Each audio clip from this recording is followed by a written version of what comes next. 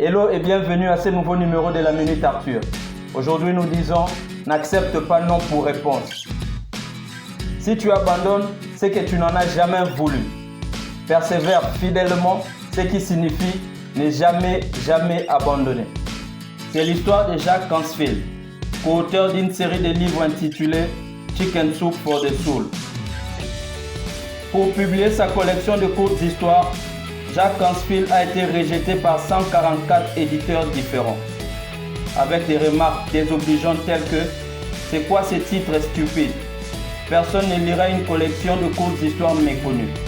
Ces réjections ont duré 14 mois, jusqu'au jour où, dans une foire des livres à laquelle participaient plus de 4000 éditeurs, Jack Canfield et son équipe ont fait pendant 3 jours le tour des stands pour convaincre un éditeur à publier cet ouvrage.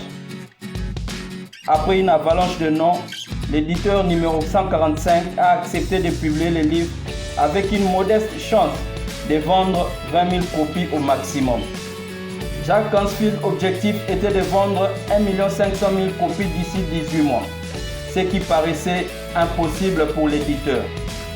Mais parce qu'ils ont refusé d'accepter non pour réponse, Chicken Soup for the Soul est en ce jour l'un des livres les plus vendus dans le monde, avec plus de 120 millions d'exemplaires et traduit en 47 langues.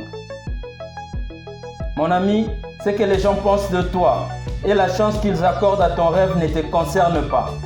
Ils pensent que c'est impossible simplement parce qu'ils n'ont jamais vu cela auparavant. L'histoire a été écrite par des gens avec de l'imagination.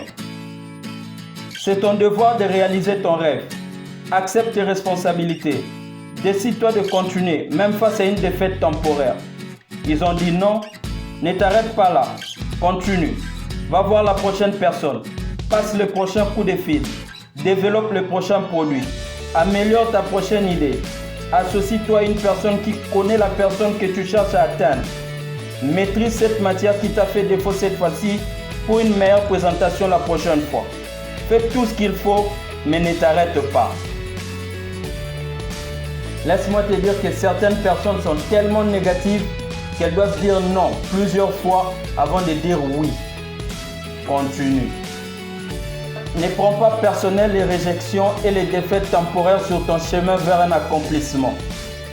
Comme celui qui est physiquement faible peut se rendre fort en s'entraînant soigneusement et avec patience, de la même façon tu peux améliorer ta façon de penser en t'exerçant à penser correctement.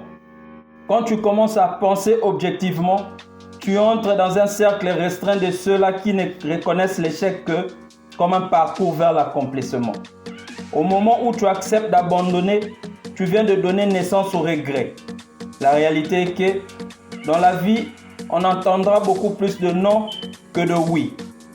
Cependant, la beauté de la vie fait que plusieurs non ne peuvent pas t'arrêter, mais un seul oui peut te catapulter vers la grandeur.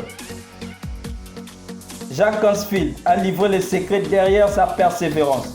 Il a dit, à chaque fois qu'un éditeur lui disait non, dans sa tête il disait au suivant. Si une personne te dit non, tu as encore 6 999 999 999 autres personnes à demander. Ton oui est quelque part. Au lieu d'avoir peur de l'échec, sois terrifié par les regrets. Parce qu'un échec est temporaire si tu décides de continuer. Mais les regrets sont pour toute une vie puisque tu ne peux plus rien changer. Une bonne façon de faire, c'est d'utiliser non comme un combustible. Une motivation pour atteindre ton but. À chaque fois que quelqu'un te dit non, la bonne attitude est de ne jamais culpabiliser.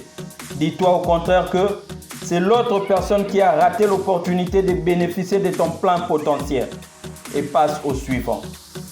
Quand il s'agit de rechercher ce que tu aimes dans la vie, n'accepte pas non pour réponse. Persiste et continue à faire tomber les barrières jusqu'à ce que quelqu'un, quelque part, dise oui.